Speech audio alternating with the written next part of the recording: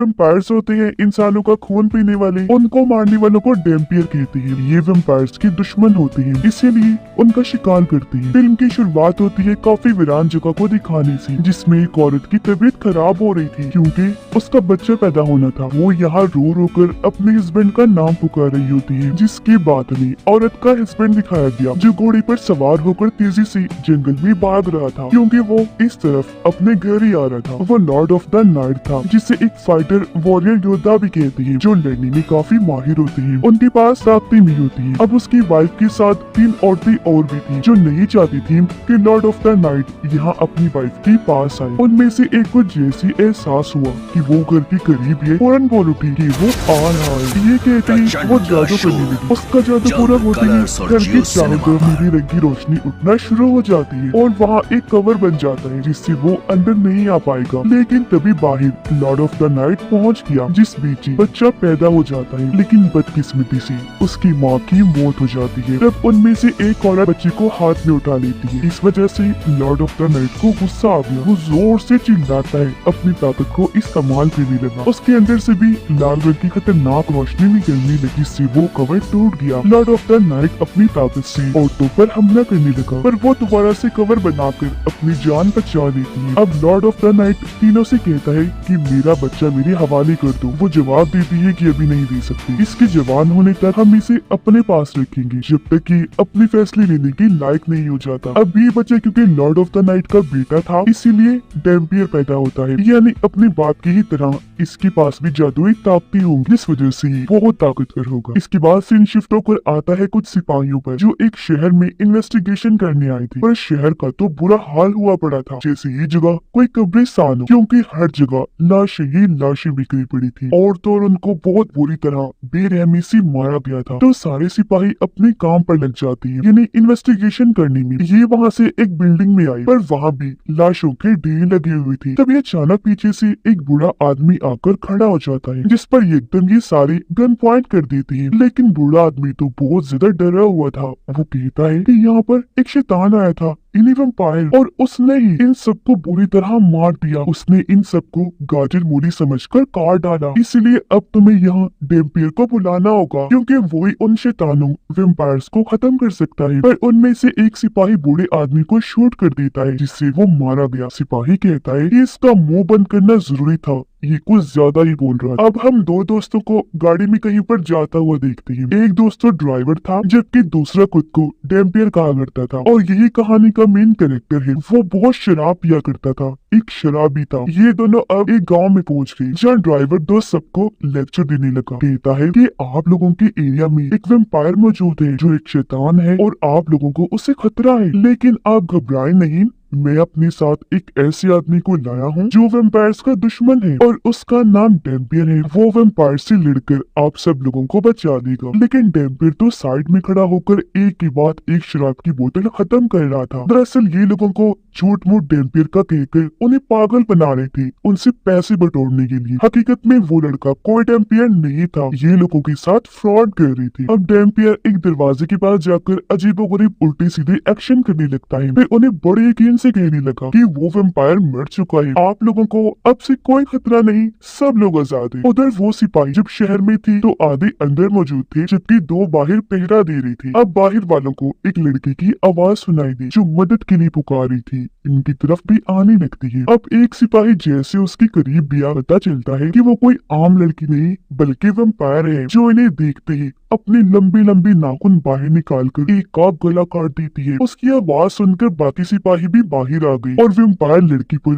Shoot करने लगती है। उसके साथ दूसरा वैम्पायर भी था, जो दोनों बहुत खतरनाक थी। हालांकि सिपाही इतने सारे थे, इन पर गोलियों की बारिश की जा रही थी, लेकिन सिर्फ ये 2 वैम्पायर से किसी के भी काबू आ ही नहीं रही थी और 4-5 सिपाहियों को मार गिराती है, उनका खून पी जाती है। अब जब वो गई तो हेड अपने कमांडर को कहता है कि इन वैम्पायर्स का खात्मा करने के लिए हमें डैम्पियर को बुलाना होगा। मैं एक डैम्पियर को जानता भी हूँ। ये सुन कमांडर कहता है तुम क्या पागल हो गई हो? कैसी फजूल बकवास कर रही हो? कोई डैम्पियर शैम्पियर नहीं होता। हेड कहता है, सर होता है। आपने देखा नहीं कि हमने अंधाधुंध गोलियां उन पर चलाई लेकिन उन पर कोई असर नहीं हुआ, तो आप फिर हमें कैसे बचा पाओगे? मेरी मानो तो उस डैम्पियर को बुला ही लो, मैं उसे अच्छे से जानता हूँ। जिस पर कमांडर मान गया। इसीलिए कुछ सिपाहियों को उस नकली डैम्पियर के पास भेजता है, उस शराबी के पास जो इस लायक लड़की की लाश को दफन कर रही थी। सिपाही यहाँ आकर डैम्पियर और उसकी दोस्त को पकड़ लेती है और ले आती है कमांडर के पास। कमांडर डैम्पियर से कहता है कि मैं तो नहीं जानता कि तुम कौन हो, पर इतना बता दो कि वैम्पायर्स कैसे मरते हैं। ये सुन डैम्पियर फौरन बोला, अरे पागल कैसी बातें कर रहे हो, ये वैम्पायर्स वगैरह कुछ नहीं होती। मैं तो बस ऐसी मनगढ़ंत बात बनाकर लोगों को पागल बनाता हूँ उनसे पैसे लेने के लिए। जिस पर हेड कहते हैं, नहीं सर, ये छुपा रहा है, ये डैम्पियर ही है, वैम्पायर्स का शिकार करने वाला। इसका सबूत ये है कि मैं इसे कब से जानता हूँ, पर इसकी उम्र नहीं बढ़ती, ये हमेशा से जवान है। जिस पर कमांडर कहता है, ठीक है, ये चीज आज रात चेक कर लेती है। और अब वो डैम्पियर को ही कुर्सी पर बाहर बिठा देती है आज रात पहरा देने के लिए, इस सोच के साथ कि अगर वैम्पायर ने आकर इसे मार दिया तो ये आम इंसान होगा, लेकिन अगर इसने वैम्पायर को मार दिया तो फिर ये सच में ही होगा डैम्पियर। और फिर रात बाहर बैठकर भी डैम्पियर खूब शराब पीने में मस्त होता है। तभी अचानक उसे बिल्डिंग के अंदर से आवाज सुनाई दी गई। ये जब चेक करने अंदर गया तो वहाँ वही वैम्पायर लड़की थी जो उसे अपनी बातों में उलझाकर गले से लग जाती है और अब अपने बड़े बड़े दांत निकालकर जैसे उसका खून पीने लगी तो उसे तकलीफ होने लगती है। इसलिए वो डैम्पियर को दूर फेंक देती है, क्योंकि सच में उसके अंदर डैम्पियर का ही खून था। वैम्पायर लड़की कहती है कि तुम्हारे अंदर से डैम्पियर के खून की खुशबू आ रही है, बताओ कौन हो तुम? अब तक डैम्पियर काफी डर गया था, वो जल्दी से वहाँ से भागने लगता है, लेकिन तभी कुछ वैम्पायर्स आकर उसका रास्ता रोक लेती है। वो उस पर हमला करने लगती है, लेकिन वो था डैम्पियर। उसका खून जैसे वैम्पायर्स को लगता है वो जलने लगी, जलकर राख बन जाती है और ऐसी सबकी मौत हो जाती है। अब हम वैम्पायर्स के राजा को देखते हैं जिसका नाम गोरका था। उसके पास भी ताकतें थी जिनकी मदद से उसने सभी वैम्पायर्स का दिमाग अपने कंट्रोल में किया हुआ था। वो सभी वैम्पायर से कहता है कि तुम उस डैम्पियर से लड़ ही नहीं पाए, इसलिए वापिस आ जाओ। जबकि वैम्पायर लड़की को कहता है कि तुम वही रुको, मेरी नजर बनकर डैम्पियर पे नजर रखना और वहाँ पर ही रहना। गोरका ने क्योंकि इनका दिमाग कंट्रोल किया हुआ था, इसीलिए वो अपने ठिकाने पर रहकर ही इन लोगों के जरिए वहाँ सब कुछ देख सकता था। यही वजह है कि वैम्पायर्स लड़की को डैम्पियर के पास ही छोड़ देता है। अगली सुबह कमांडर अपने साथियों के साथ बाहर आया ये देखने की आखिर कल रात क्या हुआ होगा। उसे यहाँ वैम्पायर्स की जली हुई लाशें मिलती है, इसलिए वो सीधा डैम्पियर के पास गया। पूछता है कि आखिर तुमने इन सबको कैसे मारा? डैम्पियर जवाब देता है कि इन सब की एक वैम्पायर साथी अंदर भी मौजूद है जो मेरी दोस्त बन चुकी है। इसीलिए अब कमांडर अपनी टीम के साथ बिल्डिंग के अंदर जाने के लिए निकल पड़ता है। उसकी टीम काफी डरी हुई थी। कमांडर को कहती है कि हमें अंदर नहीं जाना चाहिए, चलो वापस चलती है। इन वैम्पायर्स शैतानों से कौन लड़े? पर कमांडर उनकी एक नहीं सुनता, बिल्डिंग के अंदर चला जाता है। पर यहाँ उसकी टीम गद्दारे पर उतर आती है। वैम्पायर लड़की को देखकर वो बहुत डर गई। अपने कमांडर को कहती है कि तुम्हें यहाँ आने का बहुत शौक था ना, इसीलिए अब तुम यही इस वैम्पायर के साथ रहोगी, तुम्हारे साथ डैम्पियर और उसका दोस्त भी होगा, हम यहाँ से जा रहे हैं। जो कहकर उन्होंने इन लोगों को यहाँ पर बंद कर दिया और यहाँ से जाने लगे। डैम्पियर अपने ड्राइवर साथी को कहता है कि देखो यहाँ पर बहुत खतरा है, इसलिए तुम भी उन सिपाहियों के साथ चले जाओ। पर उसके दोस्त ने साफ साफ मना कर दिया, ये कहकर कि मैं तुम्हारे साथ यही रहूंगा। लेकिन डैम्पियर ने जैसे तैसे उसे मनाकर सिपाहियों के साथ भेज ही दिया। जिसके बाद डैम्पियर उस लड़की से बात करने लगा जो अपना नाम अलेक्सा बताती है और कहती है कि मैं गोरका के लिए काम करती, वो मेरे दिमाग को भी कंट्रोल कर सकता है, पर मैं उससे बिल्कुल खुश नहीं, उसके साथ काम करना नहीं चाहती, बल्कि उसकी जान लेना चाहती हूँ, क्योंकि वो मुझसे गलत काम करवाता है जो मैं नहीं करना चाहती। डैम्पियर उससे पूछता है कि तुम मेरे बारे में क्या जानती हो? जिस पर वो कहती है कि तुम लॉर्ड ऑफ द नाइट की बेटी हो। लॉर्ड ऑफ द नाइट जिससे भी शादी करता है उससे तुम जैसे लोग डैम्पियर पैदा होते हैं। जिससे यहाँ हम समझ गए कि शुरुआत में जो डैम्पियर बच्चा पैदा हुआ था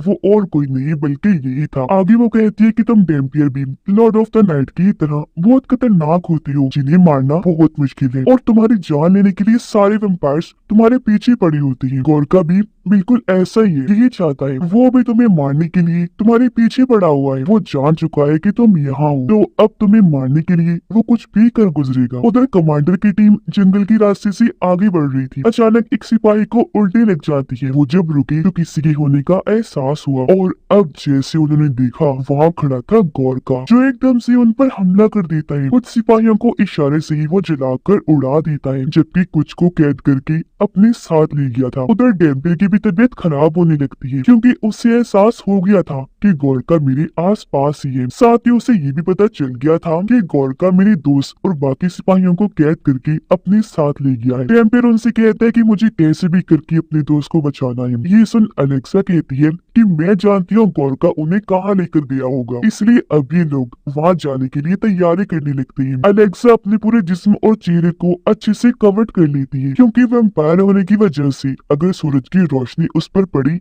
वो जल जाए। जिसके बाद वो तीनों इन्हें डेम्पियर, कमांडर और अलेक्सा गाड़ी में बैठकर अपना सफर शुरू कर देती है। सफर करते करते क्योंकि इन्हें काफी देर हो गई थी, तो एक जगह रुककर ये लोग आराम करने लगते हैं। डेम्पियर और कमांडर जब अकेली थी तो कमांडर उसे कहता है कि ये लड़की वैम्पायर है, इसलिए मुझे तो इस पर यकीन ही नहीं। उनकी ये बातें अलेक्सा सुन लेती है। हालांकि वो काफी दूर थी, लेकिन ये उसकी ताकत थी। चाहे कोई कितना भी दूर से उसके बारे में बात करता, वो सुन सकती थी। इसलिए वो कमांडर को कहती है कि अगर मैंने तुम्हें कोई नुकसान पहुंचाना होता या मारना होता तो मैं तुम्हें 10 बार मार चुकी होती, समझे? इसीलिए आराम से रहो। डेम्पियर साइड में जाकर अपने जख्मों को देखने लगता है, जो अपने आप ही भरने लगती है। ये देख उसके पास अलेक्सा बताती है कि ये देखकर तुम्हें अजीब लग रहा होगा, है ना? लेकिन अब से तुम्हारे साथ यही होने वाला है। हमेशा चोट लगने पर तुम्हारे जख्म ऐसे ही खुद ब खुद बढ़ जाया करेंगे। उधर गोरका ने कमांडर के सभी सिपाहियों को अपने पास कैद कर लिया था, जंजीरों से बांधकर। गोरका का साथी वहाँ कुछ सिपाहियों को पकड़ के लाता है, जिन्हें गोरका अपना खून निकाल कर पिला देता है, ये कहते हुए कि आज से तुम भी मेरे सर्वेंट बन चुके हो। यानी उसने इनको भी वैम्पायर बना दिया था। उधर वो तीनों जब आगे बढ़ रहे थे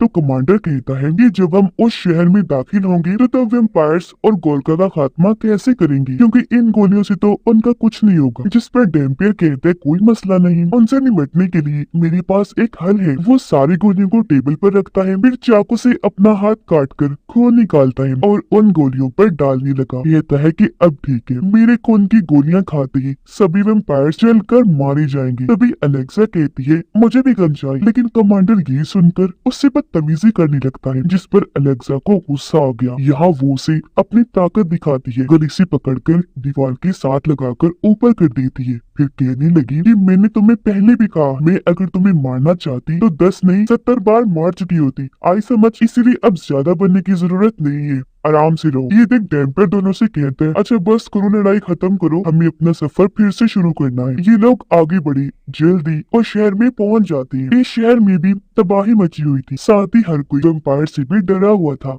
अलेक्सा कहती है कि हम आबादी से नहीं गुजरेंगे, बल्कि बिल्डिंग्स के अंदर से जाएंगे। और अब जैसे ये एक बिल्डिंग के अंदर गई, अलेक्सा को महसूस हो जाता है जैसे हमारे पीछे कोई आ रहा है। वो कहती है कि मैं सब जान गई हूँ, गोरका ने हमारे पीछे अपने आदमी भेज दिए। जल्दी गोरका की आदमी इनके सामने आ गई, जो और कोई नहीं बल्कि कमांडर के सिपाही थे। लेकिन अब सारे के सारे वैम्पायर्स बन चुके थे, इसलिए गोरका के साथी थी। वो आगे बढ़े इन पर हमला करने के लिए। कमांडर ने एक गोली चलाकर जैसे वैम्पायर को शूट किया, वो वैम्पायर जलकर भुन जाता है। जाहिर है इस पर डेम्पियर का खून जो लगा हुआ था। और फिर ऐसे करते करते ये सारे वैम्पायर्स को उन गोलियों की मदद से जला जलाकर राख कर देते हैं। जो देख डेम्पियर काफी खुश हो गया, कहता है देखा मेरे खून की गोलियां काम कर गई ना। जिसके साथ ही उसकी टांग पर भी गोली लग गई। वो देखते है कि ये गोली अलेक्सा ने चलाई है, जो अब उनकी तरफ गन करके बढ़ने लगी। ये देखते है कि उसकी आंखें बिल्कुल काली पड़ चुकी हैं। वो दुखी होते हुए उनसे कहती है कि ये मैं अलेक्सा नहीं हूँ, बल्कि मेरे दिमाग को गोरका कंट्रोल करके मुझसे ये सब करवा रहा है। डेम्पियर उसकी गन पकड़ के कहते हैं कि तुम उसकी गुलाम नहीं हो और उसके कंट्रोल से बाहर आ सकती हो। उसका ये कहना ही था कि तभी अलेक्सा ठीक हो गई। कुछ देर के बाद वो छत पर गई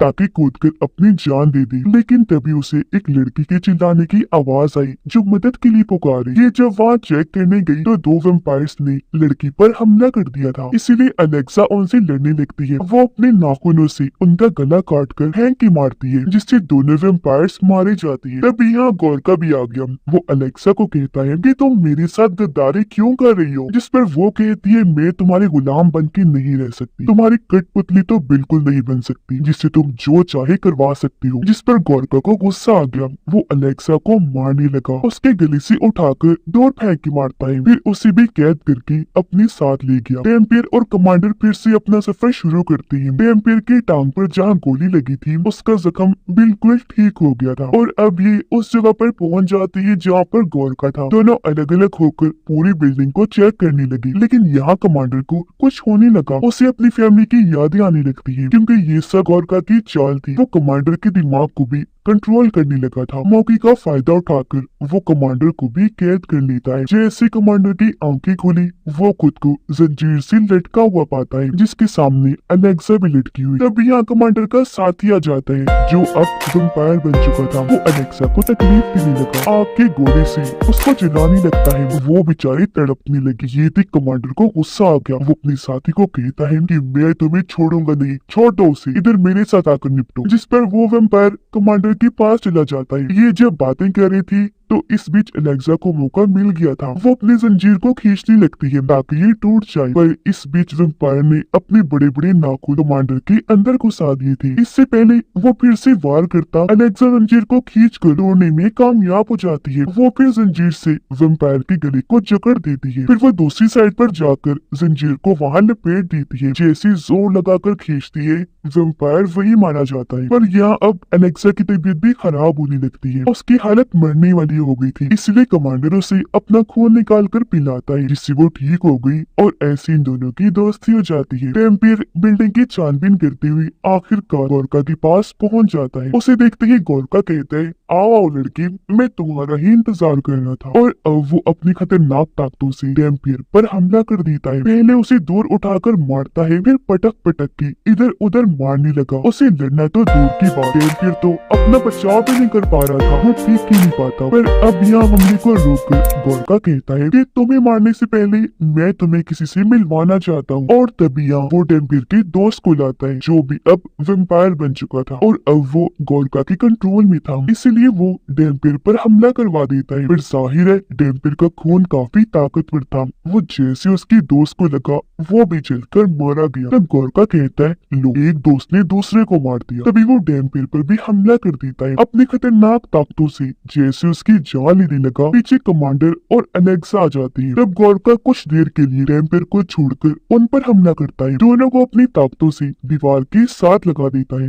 कहने लगा कि तुम भी अब अपने दोस्त डैम्पियर को अपनी आंखों के सामने मरता हुआ देखोगे, गवाही भी दोगी इसने कितनी चीखों पुकार की, पर बेचारा मारा ही गया। डैम्पियर जो बेहोश हो गया था, उसे एक सपना आता है जिसमें वो उन्हीं 3 औरतों को देखता है जो उसकी पैदा होते टाइम उसकी मॉम के साथ थी। वो डैम्पियर को कहती है कि तुम अब जाकर अपनी डैड से मिलो, यानी लॉर्ड ऑफ द नाइट से। और अब जैसे डैम्पियर आगे बढ़ा, सामने उसके डैड खड़े थे, जो उसकी हौसला अफजाई करने लगती है कि तुम्हें खुद पर भरोसा रखना चाहिए मेरी बेटी, तुम्हारे अंदर मेरा लॉर्ड ऑफ द नाइट का खून दौड़ रहा है। गोरका जैसी दुश्मन तुम्हारा कुछ बिगाड़ नहीं सकती। उठो मेरा बच्चा, हिम्मत कर। अपने डैड की ये सारी बातें सुनकर अचानक ही डैम्पियर का दिल जोर से धड़कने लगा, जिसके साथ ही उसके अंदर ताकतें भी आ जाती है। वो उठा और अब पूरे जुनून के साथ गोरका से भिड़ जाता है। वो उड़कर आया, जोर से गोरका को मुक्का मारता है। ऐसे कई सारे मुक्कों की बारिश वो गोरका पर कर देता है, जिससे अब यहाँ डैम्पियर उस पर भारी पड़ने लगा था, जबकि गोरका कमजोर होना शुरू हो गया था, क्योंकि डैम्पियर अब अपनी असली फॉर्म, असली जुनून में आ चुका होता है। उसे इतना ताकतवर पाकर गोरका भी अपने असली रूप में आ गया था, जो बहुत भयानक डरावना था। और अब दोनों ही